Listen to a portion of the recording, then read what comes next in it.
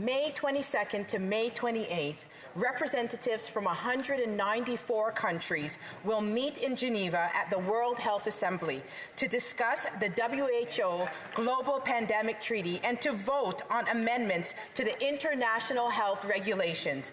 Why didn't this Prime Minister establish a public health inquiry into our COVID response before considering signing amendments to the international health regulations?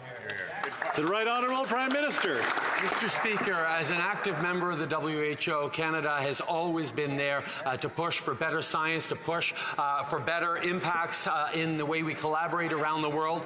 Canada is a leading voice on ensuring not only that we make it through this pandemic, which is continuing to be ongoing, but also that we prepare for future pandemics, which unfortunately may well be the reality for decades and generations to come.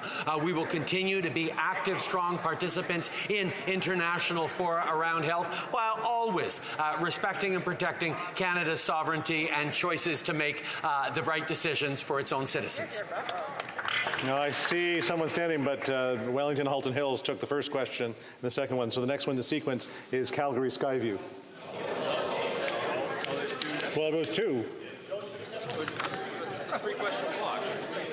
Well, we're checking with the table, and in the sequence, there was only two in the cycle.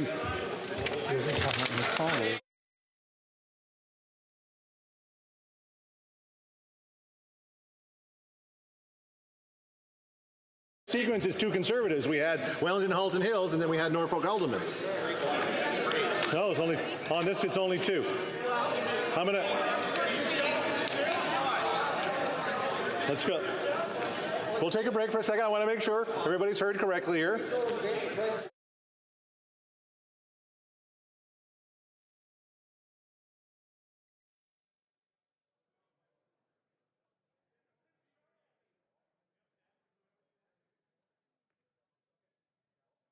Five in the count, and I apologize. I just want to make sure. The honourable member for Haldimand Norfolk.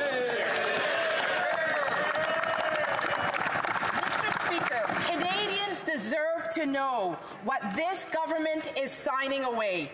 It is irresponsible to negotiate pandemic response powers when we haven't had a public inquiry into our own pandemic policies. How can we prepare for the future when we haven't learned the lessons from the past 2 years? Will the Prime Minister tell Canadians today when a public inquiry into government COVID responses will be established? The Right Honourable Prime Minister. Here's the lesson we've all learned from the past 2 years. Vaccines save lives, Mr. Speaker. We know that basing our response to this pandemic on the best public health advice, which includes getting as many Canadians vaccinated as possible to keep them safe, is exactly the way through. And it is a shame to continue to see the Conservative Party supporting views that vaccination is not the way through this pandemic. As we deal with the continued consequences of this pandemic, we will continue to stand with science and ensure Canadians continue to get vaccinated. The honourable member, Calgary Skyview. Thank you, Mr. Speaker. Canadians are outraged by Russia's despicable invasion of